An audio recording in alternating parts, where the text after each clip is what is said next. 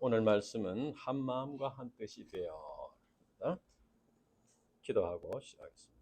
하나님 아버지, 이제 오늘도 이렇게 변함없이 생명의 말씀을 예배해 주셔서 감사합니다. 하나님 아버지요, 지난 참 주에 우리 가을 수양회를 통해서 우리가 하나님의 기쁨이 될 때 그 기쁨이 또 나의 기쁨이 된다는 것을 가르쳐 주셔서 감사합니다. 또 하나님께서 우리에게 주시고자 하시는 것은 재앙이 아니고 축복이라는 것을 가르쳐 주셔서 감사합니다. 하나님 아버지와 이 말씀들이 우리 심령에 살아서 역사해 주시고 이 말씀대로 이루어 주시옵소서. 오늘이 또 귀한 말씀 우리에게 예비해 주셨습니다. 이 말씀이 성령님의 감동하심으로 우리 심령에 깊은 은혜가 되게 해 주시옵소서. 감사합니다. 예수님 이름으로 기도합니다. 아멘. 오늘 말씀은 예루살렘 초대교회의 모습을 보여줍니다. 예루살렘 초대교회는 한 마음과 한 뜻이 되어 물건을 서로 통용하는 아름다운 사랑의 공동체를 이루었다고 했습니다. 그 반면에 성령을 속이고 또 주의 영을 시험하는 이런 어두운 모습도 있었습니다.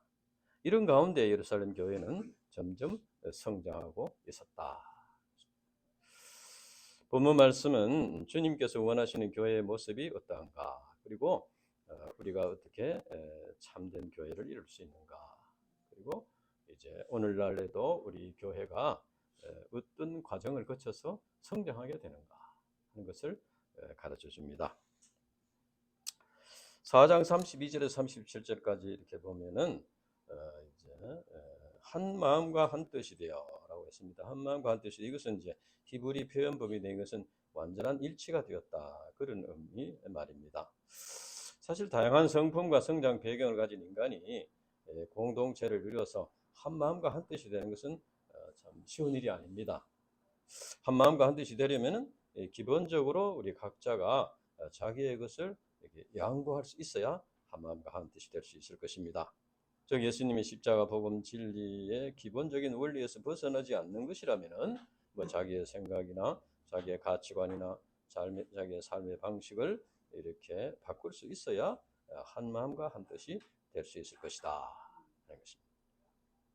근데 여기 보면 이제 물건을 서로 통용하고 이렇게 하는데 영어 성경에 보면 이렇게 되어 있습니다. They shared everything. 나누었다는 거죠. 나누었습니다. 그리고 자기 재물을 조금이라도 자기 것이라 하는 이가 하나도 없더라 했습니다.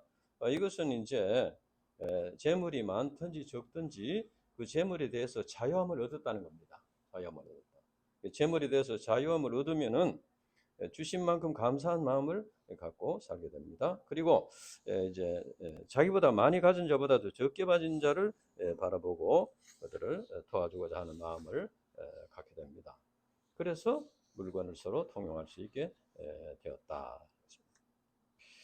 그 당시에 이제 뭐 이렇게 땅을 팔아서 사도들에게 맡겼고 이것을 필요에 따라 나누어 줌으로써 가난한 사람이 없게 되었다고 했는데, 그 34절에 보면은 영어에 보면 이렇게 되죠. From time to time이라고 했습니다. 그러니까 모든 신자들이 막 그 당시에 몽땅 다 자기 것을 팔아가지고 뭐 이렇게 다 뭐 공산당 같이 똑같이 나누어서 이런 것이 아니고 from time to time, 때때로 이제 은혜를 받은 사람이, 감동을 받은 사람이, 또 여유가 있는 사람이 그것을 팔아서 이렇게 꼭 필요한 사람들에게 나누어 주는 이런 일이 있었다는 것입니다. 그러니까 이제 그리고 이제 그 5장 1절에 보면은 이제 아나니아와 삽비라가 소유를 팔았다고 했는데 거기도 영어를 잘 보면 이렇게 되어 있어요. Sold a piece of property. A piece of. 그러니까 그 소유의 일부분을 팔았다 그 말입니다. 그러니까 아나니아 삽비라는 일부분을 팔았는데 그 중에 또 일부분을 숨겼다 그런 말이에요. 그러니까 이것은 이제 이런 물질적인 이 평등은 이스라엘 백성들이 광야에 있을 때 한 차례 실현되었습니다. 그 당시 하나님께서 매일 먹을 만큼의 만나를 거두게 하셨습니다. 그런데 욕심을 부려서 더 많이 거두어도 하루가 지나면은 다 썩어버리는 거죠. 그러니까 그런데 이제 어떤 사람이 우리 이제 우리 연준이 형제가 만나를 거두러 갔는데 이게 이제 친구가 몸이 아파서 못 거두러 나오는 거예요. 그러면은 두 배를 거두어서 나눠주는 건 괜찮아요. 그날 다 이제 나눠 먹고 하는 괜찮은데 하루가 지나면 썩어버렸다. 그래서 이것은 부의 축적을 허용하지 않는다는 거예요. 그래서 좀 필요한 사람들에게 이렇게 나눠주는 것은 괜찮지만은 자기를 위해서 이렇게 축적을 해놓으면은 그것은 썩어 없어진다. 이것이 그 당시에 하나님께서 가르치신 만나의 경제 원리였다. 이것이 이제 초대교회 성도들이 이제 이 원리를 실천했다는 것입니다. 이러한 예루살렘 교회의 그 사랑의 공동체는 교회의 모범으로서 하나님 나라의 모형이다. 이렇게 할 수 있습니다. 이는 곧 예루살렘 교회 신자들이 이제 사랑을 실천함으로써 이 세상에 살면서 하나님 나라를 맛보면서 살게 되었다는 겁니다. 우리 신자들은 이 세상에 살면서 하나님 나라를 맛보면서 살다가 영원한 하나님 나라에 들어가게 된다 하는 것입니다. 그러면은 이 예루살렘 교회의 이 사랑의 공동체 이루게 된 그 능력이 무엇인가? 33절에 보면은 사도들이 큰 권능으로 주 예수의 부활을 증언하니 무리가 큰 은혜를 받아 했습니다. 사도들이 큰 권능으로 주 예수의 부활을 증언했다. 이 사도들이 가르치는 예수님의 그 부활의 복음 진리를 성도들이 듣고 큰 은혜를 받고 이제 변화가 되었다는 겁니다. 즉 예루살렘 교회 성도들은 사도들이 가르치는 부활의 복음 진리를 영접하고 부활 신앙과 하나님 나라의 소망을 갖게 되었다는 것입니다. 그래서 그 성도들의 그 인생관, 가치관, 세계관이 변해서 이 세상의 물질적인 가치관, 이 세상의 가치관 아니고 하나님 나라의 가치관을 갖게 되었다. 이것은 우리가 예수 그리스도의 십자가 복음 진리를 깊이 깨닫고 영접하는 것이 공동생활의 원동력이 된다. 모든 신앙생활의 원동력이 된다 하는 것을 가르쳐줍니다. 그래서 우리는 이 성경을 통해서 예수 그리스도의 십자가 복음 진리를 깊이 깨닫고 마음이 새겨야 합니다. 이것이 기초가 돼요. 이것이 좀 약하면은 이제 여러 가지 이제 문제들이 생길 수가 있습니다. 그 당시 초대교회 어떤 모범적인 신자가 있었는데 36절과 30절에 보면은 이제 바나바라 하는 위로 이름의 뜻이 위로의 아들이라는 뜻인데 이름은 원래 요셉인데 바나바라. 그러니까 아마 이분은 굉장히 신자들을 위로하고 격려하는 그런 목자였던 것 같습니다. 이분은 이제 밭을 팔아서 사도들의 발 앞에 둠으로써 이제 형제들에 대한 사랑을 실천했습니다. 그래서 이제 이 바나바는 또 이제 유대 교회와 이방 교회를 연결시키는 역할을 했습니다. 사도 바울은 원래가 교회를 핍박하던 자였습니다. 그러니까 예루살렘 교회에 있는 분들이 사도 바울에 대해서 좀 선입관을 갖기가 쉬운 거죠. 저 사람 원래 교회를 박해하던 사람이다. 그런데 바나바가 이제 예루살렘 교회 신자들에게 지도자들에게 바울을 소개하고 변화된 것을 소개하고 이렇게 해서 이제 하나가 되도록 이렇게 했다는 것입니다. 여기에서 우리 예루살렘 교회가 모범적인 공동체를 이루게 되는 데는 두 가지 중요한 요소가 있었다 하는 걸 알 수 있습니다. 첫째는 신자들이 사도들의 가르침을 받고 십자가 복음 신앙 깊이 영접하고 은혜를 받았다는 것입니다. 이것은 이제 교회 안에 진리의 말씀이 풍성했다는 것입니다. 그 당시 예루살렘 교회 신자들은 사도들의 가르침을 통해서 이 부활의 복음 진리 이것을 이제 영접하고 변화를 받았다. 그래서 하나님 나라의 가치관을 가지게 되었다 하는 것입니다. 우리 인간의 이기적인 본성 이것이 변화가 되어야지 이런 영적인 공동체를 이룰 수 있습니다. 이것이 변화가 안 된 상태로 그래서 이제 이런 공동체를 이루면은 어떤 현상이 일어나기 쉽습니까? 도와주는 것도 다른 사람 눈을 보면서 좀 이렇게 눈치를 보면서 의무감이나 부담감을 가지고 이렇게 하기가 쉽습니다. 저 사람도 이렇게 하니까 나도 이렇게 해야 된다. 뭐 저 사람도 헌금하니까 나도 해야 된다. 이렇게 하면은 이제 굉장히 마음이 부담이 되고 이렇게 돼서 어, 제대로 이렇게 감당할 수 없게 되는 것이죠. 예. 그래서 이제 그 근본적으로 이제 복음 진리로서 이렇게 변화가 돼야 된다. 가치관이 변화가 돼야 된다. 또 이 본성이 변화되지 않으면은 이제 에, 그 욕심을 이기적인 욕심을 가졌으면 자기보다 이제 못 가진 사람은 잘 안 보이고 많이 가진 사람이 더 잘 보입니다. 그래서 자기는 항상 상대적인 그런 이제 부족함 속에서 자꾸 이렇게 뭔가를 바꾸자 이렇게 하기 쉽습니다. 그리고 이제 또 이렇게 도움을 받으면서도 감사한 마음보다는 자기가 원하는 만큼 이렇게 해주지 않는다고 또 이렇게 불평하는 그런 마음을 갖기가 쉽습니다. 그래서 이제 도움을 주고받고 하는 과정에서 또 이렇게 서로 요구하고 또 이렇게 비판하고 하는 그런 마음을 갖기가 쉽습니다. 그래서 그것이 제대로 이루어지기가 쉽지 않다. 그래서 이제 이런 이 공동체를 이루는 데서는 근본적으로 이제 십자가 복음 진리로서 이기적인 인간의 그 이기적인 본성이 이제 변화가 되어야 된다. 변화가. 그렇게 해야지 이제 은혜로운 그런 사랑의 공동체를 이룰 수 있게 된다. 그래서 우리는 우리 한 사람 한 사람이 먼저 예수님의 십자가 그 복음 진리를 깊이 영접하고 우리의 본성이 변화가 되는 가치관이 변화가 되는 이제 소망이 변화가 되는 이 변화가 되는 것이 중요하다. 그렇게 할 때 재물에 대해서 자유함을 얻게 되는 거예요.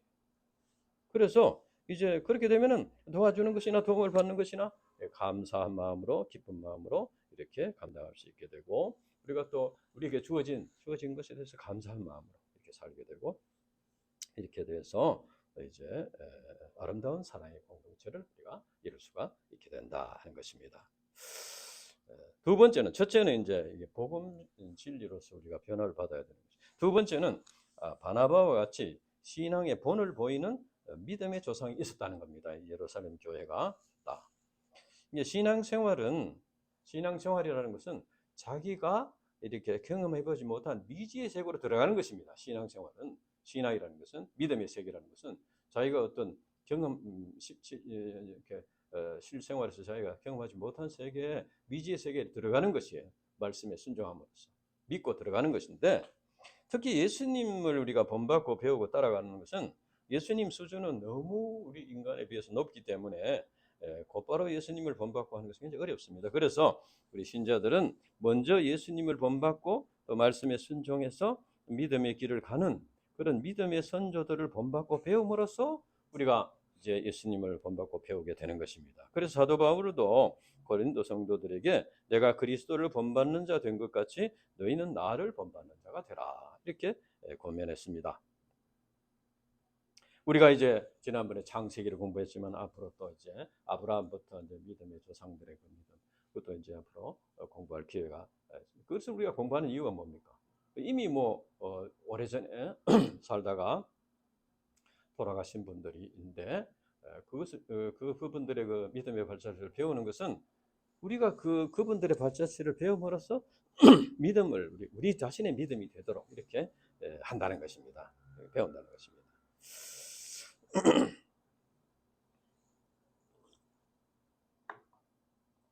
그래서 이 믿음의 세계라는 이 미지의 세계에 믿음의 선진들은 어떻게 그 길을 갈 수 있었나 그걸 우리가 배우고 그분들의 믿음의 발자취를 본받아서 따라감으로써 우리가 이제 믿음을 체험하게 됩니다. 내 믿음으로 이렇게 체험을 하고 이렇게 깨닫게 된다. 그 당시 예루살렘 교회가 물건을 서로 통용하는 이런 공동체가 잠시 있다가 없어졌습니다. 계속 그렇게 되지는 않았습니다. 그것은 인간의 이기적인 본성 때문에 아마 계속 이루어 나갈 수가 없었을 것으로 그렇게 추정이 됩니다. 모든 사람들이 다 이제 참 재물에 대해서 자유함을 얻고 다 변화를 받고 이렇게 됐으면 괜찮겠는데 당장 요 뒤에 가면은 구제받는 것 때문에 과부들끼리 이제 서로 이렇게 갈등이라는 경우가 나옵니다. 문제가 나옵니다. 그렇기 때문에 아마 이런 것이 아마 이제 없어지지 않나 하는 것입니다. 그러나 우리는 이러한 초대교회 뭐 형식을 그대로 따라할 수는 없더라도 그들의 그 신앙적인 정신을 우리가 배우고 본받아야 될 것이다.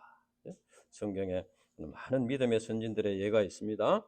또 우리 기독교 역사에도 많은 믿음의 선진들의 예가 있고 우리 UBF 역사 속에도 많은 믿음의 예들을 남기는 선조들이 있습니다. 그래서 우리는 그들의 믿음의 발자취를 따라가면서 우리가 믿음을 배워야 돼요. 곧바로 말씀에 탁 순종하고 이렇게 되면 좋지만 그렇게 되게 좀 어려워요. 그래서 먼저 믿고 믿음의 열매를 맺은 분들을 보면서 저렇게 하니까 참 저런 믿음을 체험하고 하나님의 축복을 받는 삶을 사는구나. 이걸 보고 이제 따라갈 수는 있어야 된다는 거예요. 그리고 이제 우리가 따라가기만 해서 되는 것이 아니고 우리는 이제 우리 앞으로 오는 후손들에게 믿음의 발자취를 남기는 믿음의 조상들이 돼야 됩니다. 그러니까 믿음의 조상이 되는 것은 되고 싶으면 되고 안 되는 게 아니고 우리가 목자 생활을 하는 것은 믿음의 발자취를 보여주는 것이에요. 옛날 말 그런 말 있지 않습니까? 도둑님이 이렇게 아들한테 야 나는 도둑질하지만 너는 하지 마라. 이래가지고는 그게 이제 가르침이 될 수가 없는 거예요. 그러니까 이 목자가 부모가 믿음의 길을 가면서 내가 믿음의 길을 가면서 이렇게 사니까 하나님께서 나를 이렇게 참 축복하시고 이렇게 인도하신다. 너희들도 이렇게 믿음의 길을 가도록 해라. 이렇게 돼야 된다는 거예요. 그래야지 이제 올바른 가르침이 되고 그래서 우리는 이제 역사의식을 가지고 내 혼자만 생각할 것이 아니고 후손들을 생각하는 역사의식을 가지고 신앙의 유산, 믿음의 유산, 하나님의 축복의 물줄기를 물려주는 그런 믿음의 조상들이 되어야 된다. 그래서 우리가 믿음의 선조들을 통해서 우리가 배워야 되고 또 내 자신이 믿음의 조상이 되어서 후손들, 자녀들이 그것을 배우고 본받도록 이렇게 해야 된다. 그러니까 우리는 이제 변화된 삶을 통해서 복음 진리를 전파해야 된다. 그 다음에 이제 5장 말씀은 아나니아와 삽비라의 사건인데 이것은 참 초대교회의 그 참 은혜로운 모습 이면에 있는 어둡고 부정적인 모습을 보여줍니다. 이제 초대교회의 그 1절부터 보면 아나니아라는 사람이 있었고 아내가 삽비라인데 그들이 소유를 팔아서 그 값을 얼마를 감췄다. 그래서 그 아내도 알았다. 그래서 그것을 가지고 사도도 바라보에 두었다. 그러니까 이 애초에 팔 때부터 그 영어성에 보면 a piece of property. 그러니까 그 자기들의 재산의 일부를 팔았다는 겁니다. 다 판 것도 아니고 일부를 팔았는데 그 팔았는 중에 또 팔고 보니까 또 돈이 아까움성이 들었던 것 같아요. 그래가지고 그 중에 또 일부분을 감추고 했는데 그것은 아마 이제 이 아나니아가 이 교회 안에서 바나바가 굉장히 인정을 받고 칭찬을 받고 이렇게 하니까 자기도 한번 좀 인정받고 싶은 그런 마음이 있어서 이제 시작은 했는데 재물에 대한 욕심을 온전히 버리지 못해서 이렇게 양심을 속이고 일부만 헌금을 했다는 것이죠. 그러니까 이제 그렇지만은 이 사실을 모르는 일반 성도들은 야, 참 제2의 바나바가 나타났다. 굉장히 이렇게 칭찬하고 했을 거예요. 그러나 사도 베드로는 3절과 4절에 보면은 아나니아를 책망했습니다. 어찌하여 사단이 네 마음에 가득하여. 이제 성령께서 아마 사도 베드로에게 감동을 주셔가지고 아나니아의 속마음에 사단이 역사하고 있다는 것을 깨닫도록 이렇게 해주신 것 같습니다. 그래서 이제 그 베드로가 그것은 성령을 속이는 죄다. 단순히 사람을 속이는 죄를 넘어 사람을 속이는 것도 죄지만은 이제 형제들을 이렇게 속이는 죄지만은 그보다 더 성령을 속이는 죄다, 하나님을 속이는 죄다 그렇게 책망했습니다. 그러니까 그게 보면은 땅이 그대로 있을 때는 네 땅이 아니면 판 후에도 네 마음대로 할 수 없다냐. 그러니까 땅을 뭐 팔 건지 말 건지 이건 자기가 결정하면 되는 겁니다. 누가 팔으라고 뭐 강제로 한 것도 아니고 그 다음에 또 얼마만큼 팔 건지 그것도 자기가 결정하면 됩니다. 그러니까 자기가 일정한 것을 팔아가지고 감출 게 아니고 자기가 애초에 헌금할 만큼만 팔면 되는 거예요. 조금만 팔면 되는 거죠. 자기가. 그건 누가 뭐 이렇게 뭐 이런 정도는 팔아야 된다 이렇게 한 거에 없습니다. 요구하지 않았습니다. 그래서 이제 아나니아와 삽비라가 이제 그 자기의 신앙 양심에 이런 정도는 내가 헌금을 해야 되겠다 싶게 생각했으면은 뭐그 정도 팔아서 그렇게 헌금을 하면 되는데 그리고 또 많이 또 그때는 좀 어떻게 뭐 생각을 잘못 많이 팔았다 그러면 거기에 다 할 수는 없고 조금만 해야 되겠다 이러면은 그렇게 말을 하면 되는 겁니다. 내가 이 땅을 팔아서 이 정도 했는데 거기에서 내가 얼마를 내가 헌금을 합니다. 이렇게 말하면 되는 거예요. 그러니까 누가 뭐 함부로 강제로 무슨 이래 해라 저래 하는 거 있지 않은데 근데 돈 일부를 감추고는 마치 그 전부를 헌금하는 것처럼 이렇게 거짓말을 한 것이 잘못이다. 아나니아와 삽비라 사건을 볼 때 사람들에게 칭찬을 받고 인정을 받고자 하는 이것이 얼마나 큰 죄를 낳게 되는가 하는 것을 알 수 있습니다.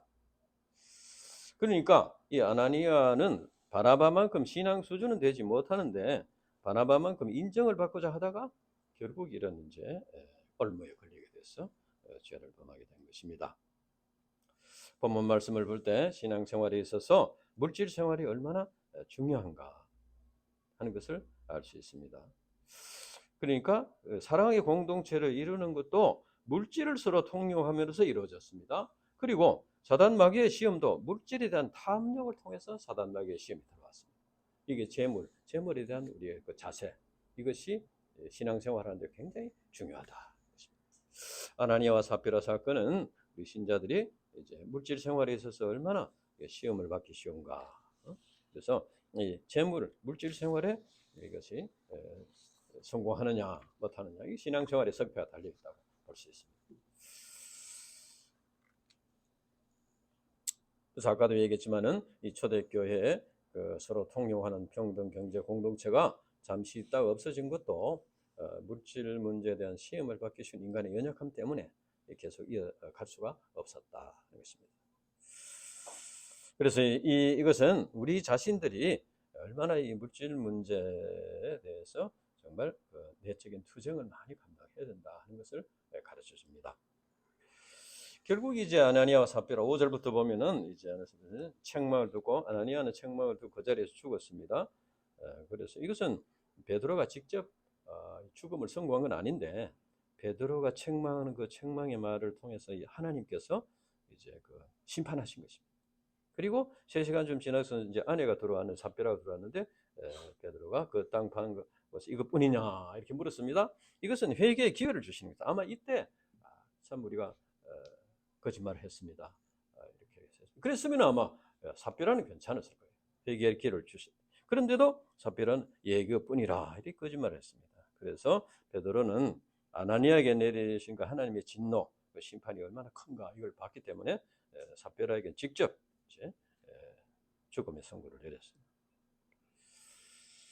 우리가 아나니아와 삽비라 이 사건을 볼 때 자기가 일부를 감추었던데도 그 돈 써보지도 못하고 죽었던 것이죠.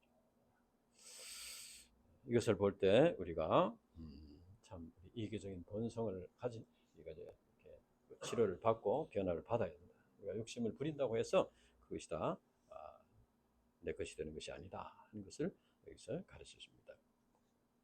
11절에 보면은 온 교회가 이 일을 듣고 사람들이 다 크게 두려웠다고 했습니다.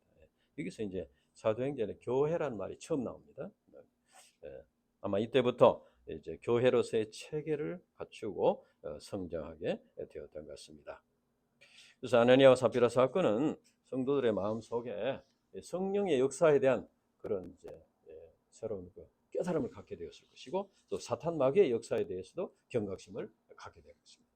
영적인 세계에 대한 이런 믿음을 갖게 되었을 것입니다. 그래서 이제 사람 앞에서가 아니고 보이지 않지만 살아계신 하나님 앞에서 살아야 된다. 이것을 이제 깨닫게 되었을 것입니다. 그러면 하나님께서 왜 아나니아와 삽비라에게 이렇게 가혹한 형벌을 내렸을까? 좀 한번 이렇게 책망을 하고 또 회개하도록 이렇게 하면 될 건데 이것은 이제 막 시작하는 이 예루살렘 초대교회를 이제 보호하기 위해서 인본적인 노력으로서도 보호하기 위해서 그렇게 만약에 이제 근데 인간적인 차원에서 본다면은 아내와 삽비라 부부가 헌금을 전혀 하지 않는 사람보다는 그래도 헌금을 얼마간 했지 않습니까? 헌금을 했다는 의미에서는 그게 더 낫지 않나 이렇게 생각할 수 있습니다.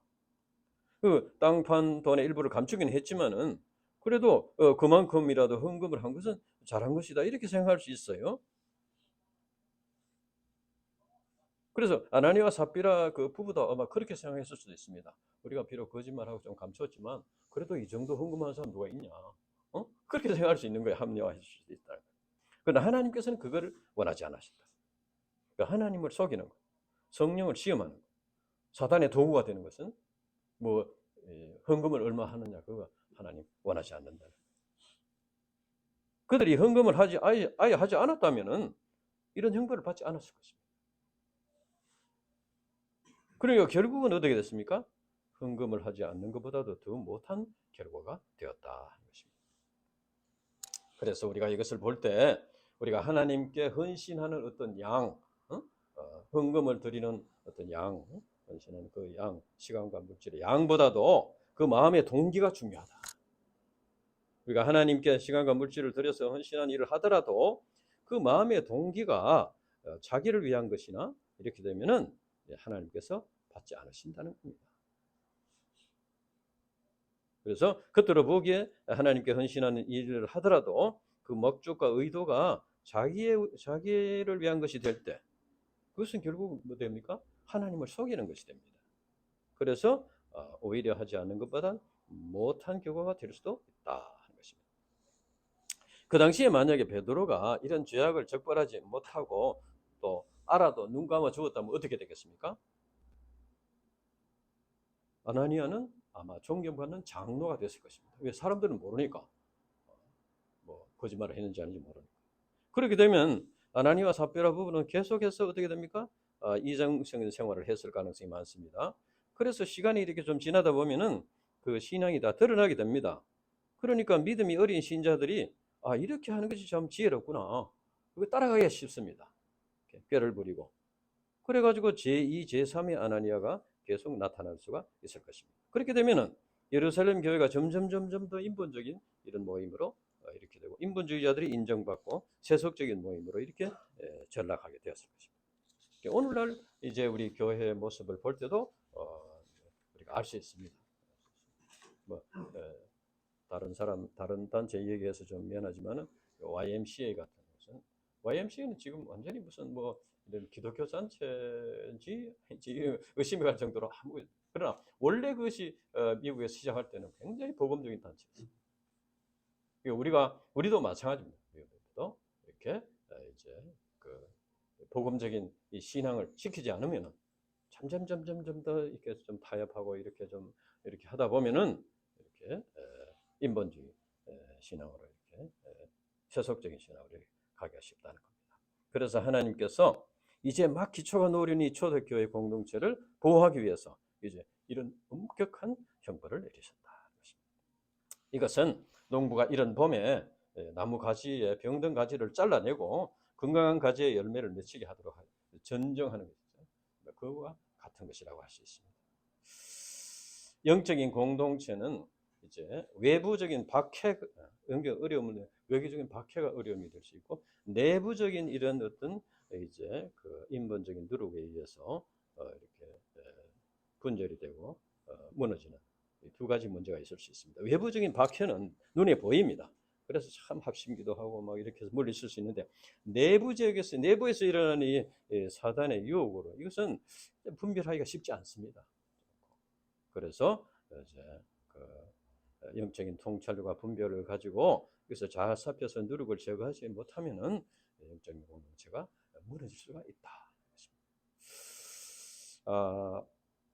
물론 하나님께서 이제 오늘날에도 뭐 이런 인본적인 신앙을 가졌다고 해서 당장에 막 사형 선고를 내리고 그렇지는 않습니다. 아나니아와 삽비라 부부의 경우는 그 당시 예루살렘 교회의 형편을 생각해서 그래서 특별히 본보기로서 이렇게 심판을 하신 것입니다. 이와 같이 하나님께서는 바나바와 같은 좋은 본을 통해서도 신자들을 가르치시고 또 아나니아와 같은 잘못된 그런 본을 통해서도 신자들을 가르쳐 주신다. 그래서 우리는 이제 좋은 본을 우리가 배워야 되고 우리 자신이 좋은 본을 보이는 그런 신자들이 되어야 되겠다. 아나니아와 삽비라가 평소에 뭐 좋은 복음 신앙을 가졌는데 이때 갑자기 뭐 시험에 빠졌기보다는 평소에 그런 인본적인 신앙을 가졌기 때문에 이렇게 된 것이죠. 시험이 들기 쉽게 됐습니다. 그래서 우리가 평소에 이런 참 복음 신앙 위에 굳게 서기 위해서 그래서 이런 물질적인 탐욕이나 또 사람들에게 인정받고자 하는 어떤 명예심이나 시기심이나 뭐 이런 것을 평소에 우리가 잘 이렇게 회개하고 극복을 하고 이렇게 변화를 받아야 된다 하는 것을 가르칩니다. 그래서 우리가 복음 진리에 우리의 신앙의 뿌리를 깊이 내리고 하나님 앞에서 정직한 그런 신앙생활을 감당해야 할 것이다. 그렇게 하려면은 이제 이런 인본적인 누룩들을 과감히 이렇게 잘라내고 회개하고 그렇게 해서 우리 한 사람 한 사람 본인들의 신앙을 복음 진리 위에 굳게 세우는 이런 그렇게 할 때 우리 모임도 다 이렇게 복음 진리 위에 굳게 서게 될 것입니다. 이 과거에 어떤 선교사님이 자기가 95%만 드리고자 했을 때 선교사 생활이 굉장히 피곤했다고 했습니다. 근데 어느 날 회개하고 100%를 드리고자 했을 때 참 마음에 기쁨과 행복이 넘쳤다. 이런 고백을 한 적이 있습니다. 이제 그래서 우리가 회개하는 것도 아나니아와 삽비라 같이 이렇게 하나님께서 직접 이게 죄를 지적하시고 이렇게 심판을 하시고 해야 회개하려고 이렇게 하면은 그만큼 많은 이제 상처를 남기고 아픔을 남길 수 있습니다. 그래서 우리가 하나님께서 직접 이렇게 나서기 전에 우리가 늘 말씀 매주 이렇게 주시는 말씀 매일 주시는 말씀을 통해서 우리 자신의 속에 있는 다른 사람은 잘 모릅니다. 나만 알고 하나님 아시고 나와 하나님만이 아시는 이런 문제들을 이렇게 회개하고 그렇게 해서 이제 복음 신앙 위에 굳게 서야 될 것입니다. 그래서 이제 또 우리 기독교 역사나 우리 교회 UBF INS나 이런 또 성경 말씀 속에서나 이렇게 본을 보이는 좋은 그런 예들 이제 믿음의 좋은 예도 배워야 되고 회개하는 좋은 예도 배워야 되고 그렇게 해서 본받아서 우리가 배워야 될 것입니다. 이제 12절부터 보면은 이런 이제 누룩을 제거하니까 놀라운 성령의 역사가 일어났다 하는 것을 이제 보여줍니다. 그래서 사도들이 표적과 기사를 행함으로써 복음이 능력 있게 전파되었다는 것입니다. 그래서 심지어 베드로가 지나갈 때 그 그림자라도 덮이면은 이제 낫게 된다 이렇게 원한 그런 그래서 병자들을 메고 나오는 그런 일까지 있었다는 것입니다. 이러한 성령의 역사는 사도들 자신에게는 어떤 확신을 갖게 했습니다. 정말 하나님께서 나를 세우셨구나, 쓰시는구나. 또 무리들로 하여금 사도들을 신뢰하고 사도를 통해서 가르쳐 주시는 그 복음 진리를 깊이 영접하고 이렇게 되었을 것입니다. 여기에서 보면은 이제 믿는 자가 했습니다. 믿는 사람이 다 막 믿는 자라는 것은 이제 예수님을 믿는 사람 말하고 그다음에 그 나머지는 감히 그들과 상종하는 사람이 없다 했습니다. 그 나머지는 기독교에 대해서 이제 반감을 가진 그런 종교 지도자들을 말하고 이제 백성은 믿지 않는 일반 백성들을 가리키는데 나머지는 감히 그들과 상종하지 그러니까 기독교에서 적대감을 가졌더라도 감히 이렇게 그 적대 행위를 하지 못하는 그런 형편이 되었다는 겁니다. 그만큼 능력이 나타나는 거죠. 이처럼 우리가 복음 진리의 능력을 믿고 성령을 의지해서 감당할 때 사단 마귀의 해방을 물리치고 우리가 승리할 수 있다. 물론 우리가 이제 복음 진리를 전파할 때 모든 사람이 다 기쁜 마음으로 받아들이는 건 아닙니다. 또 복음 진리를 전파한다고 해서 한순간에 다 받아들이는 것도 아니고 그렇습니다. 그러나 하나님의 그 택하심을 따라서 하나님의 뜻을 따라서 소수이지만 조금씩 이렇게 믿고 영접하는 자들, 변화되는 자들이 있다. 그래서 우리는 이 복음 진리 자체의 능력을 믿고 성령을 의지해서 이제 꾸준히 이렇게 기도하고 감당해야 할 것입니다. 믿고 죽게 나오는 자들이 더 많으니 했습니다. 죽게 나온다는 것은 몸이 뭐 이렇게 나온다는 말이기보다는 이제 회개하고 죄를 회개하고 예수 그리스도를 믿음으로 구원받고 그 삶이 변화되어서 그 공동체에 동참하는 신자가 되었다는 것입니다. 예수 그리스도의 십자가 복음 진리를 믿음으로 이제 세상을 향하던 그 사람이 하나님 나라를 향해서 이렇게 삶의 방향이 바뀌었다는 겁니다. 바뀌었다. 그러니까 이제 근본적인 변화를 말하는 것입니다. 그래서 이 기독교 신앙은 이론적인 것이 아니고 또 이제 내가 어떤 이제 내 계획대로 살아가는데 그저 이렇게 도움을 주는 그런 것이 아니고 삶의 그 가치관, 삶의 방향, 인생관, 가치관, 내세관이 완전히 변화되는 새 피조물이 되는 것입니다. 새 피조물이 되는 것입니다. 이전 것은 지나갔으니 보라 새 것이 되었도다. 고린도후서 5장 17절에. 그래서 이제 그렇게 됐을 때 예루살렘 부근의 수많은 사람이 모였다고 했습니다. 이제 복음이 예루살렘을 넘어서 주변으로 이렇게 퍼져나가기 시작했다는 것입니다. 그래서 예수님께서 말씀하신 대로 이제 예루살렘과 온 유대와 사마리아 땅 끝까지 복음이 전파되는 이런 역사가 이제 조금씩 이제 일어나기 시작했다는 것입니다. 이와 같이 우리가 교회 내부에 일어나는 이런 누룩들을 제거하고 한 마음과 한 뜻이 되어서 이렇게 감당할 때 이런 폭발적인 성령의 역사가 일어나게 되었다는 것입니다. 오늘날에도 구원의 역사가 일어나는 곳에는 늘 사단 마귀의 역사도 있다는 것입니다. 그리고 바나바와 같이 신앙의 본을 보이는 이런 역사도 있고 또 아나니아와 같이 사단 마귀의 종노릇을 하는 사람도 있다. 그래서 우리는 참 긴장해서 영적인 긴장하고 영적인 눈을 뜨고 영적인 귀를 열어서 우리가 이제 사탄 마귀의 역사를 물리치고 성령의 역사를 따라가는 그런 믿음의 사람들이 되어야 될 것입니다. 그래서 우리가 이제 예수님의 그 십자가 복음 진리를 영접하고 자기를 부인하고 자기 십자가를 지고 주님을 따라가는 그렇게 할 때 우리 속에서부터의 이 변화의 역사 이것이 이제는 이제 경북대는 물론이고 대구 지역의 캠퍼스는 세계 캠퍼스 이렇게 복음 역사 중국의 캠퍼스에도 우리가 묘전 영제를 통해서 또 이렇게 구원의 역사가 일어날 것이다. 이것을 우리가 우리 믿음을 가지고 감당해야 되겠습니다. 기도하고 마치겠습니다. 하나님 아버지 감사합니다. 오늘 참 귀한 이 말씀을 주셔서 감사합니다. 우리가 성령의 역사, 구원의 역사를 우리가 믿고 이제 감당하되 또 사단의 역사도 항상 있다는 것을 인식하고 우리가 믿음으로써 영적인 싸움을 싸우고 이길 수 있도록 도와주시고 무엇보다도 우리가 복음 진리 위에 굳게 서는 이 기본적인 바탕 위에서 우리가 신앙생활을 감당하고 순종하는 삶을 통해서 믿음을 체험하는 그런 역사를 이루어 주시옵소서. 성령께서 도와주시고 인도해 주시기를 간절히 기도합니다. 감사합니다. 예수님 이름으로 기도합니다. 아멘.